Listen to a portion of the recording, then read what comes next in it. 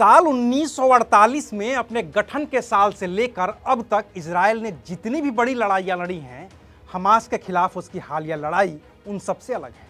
और वो इसलिए क्योंकि जो इजराइल अरब लीग यानी कि इजिप्ट, सीरिया, जॉर्डन और फिलिस्तीन की जॉइंट आर्मी के खिलाफ महज 6 दिनों में जंग जीत गया था, जिस इजराइल ने 4-4 देशों की सेनाओं के खिलाफ जंग लड़कर पूरी दुनिया का नक्शा ही बदल दिया था, वही इजराइल फिलिस्तीन के एक आतंकी संगठन से पिछले करीब 15 दिनों से जंग लड़ रहा है। और इसके बावजूद इजराइल की सेना आतंकियों के सामने जाकर जंग लड़ने से कतरा रही है। तो आखिर इसकी वजह क्या है?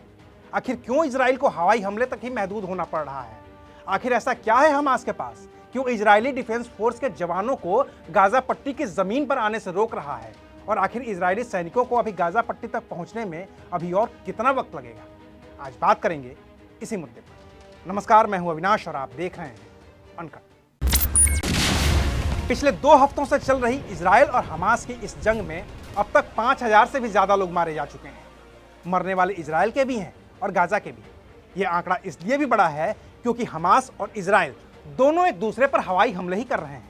लेकिन इस जंग का नतीजा निकलेगा तब जब इजराइल गाजा पट्टी पर कब्जा कर ले, और गाजा पट्टी पर कब्जा होगा तब जब इजराइल की सेना ग्राउंड ऑपरेशन करे और हमास के कब्जे वाले फिलिस्तीन के गाजा में दाखिल हो जाए। लेकिन यह हो नहीं पा रहा है। पिछले करीब 1 हफ्ते से इजरायली सेना यानी कि इजराइल डिफेंस फोर्स के करीब 3 लाख जवान गाजा पट्टी को घेर कर खड़े हैं, लेकिन वो बॉर्डर पार नहीं कर रहे हैं।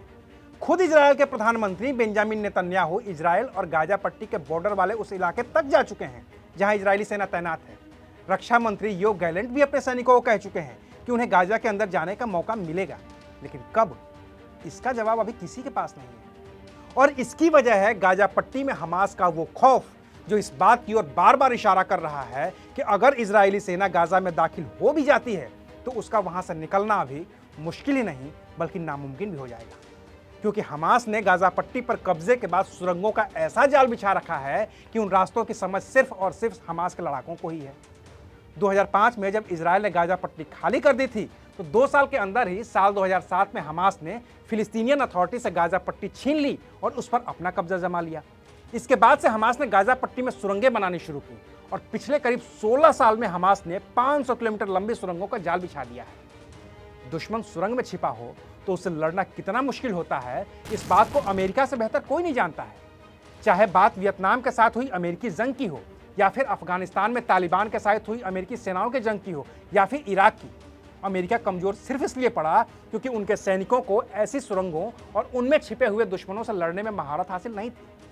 बाद में अमेरिका ने अपने यहाँ स्पेशल तौर पर एक यूनिट बनाई और उसे नाम दिया टनल रैट्स। टनल के अंदर जंग करने की इन्हें स्पेशल ट्रेनिंग भी दी गई और तब जाकर अमेरिका थोड़ा मजबूती के साथ मुकाबला कर सका। अभी इजराइल के साथ भी यही हाल है। वो भी इन सुरंगों में दाखिल हमास के आतंकियों से जमीन पर जंग नहीं लड़ सकता है, लिहाजा वो अब भी वक्त ले रहा है ताकि हवाई हमलों के जरिए सबसे पहले इन सुरंगों को खत्म किया जाए। और जब सुरंगों का जाल एक बार बर्बाद हो जाएगा तो फिर हमास के आतंकियों से जंग जीतना इजरायली डिफेंस फोर्स के लिए बाएं हाथ का खेल होगा। तो अभी के लिए शुक्रिया। आप देख रहे थे अनकट।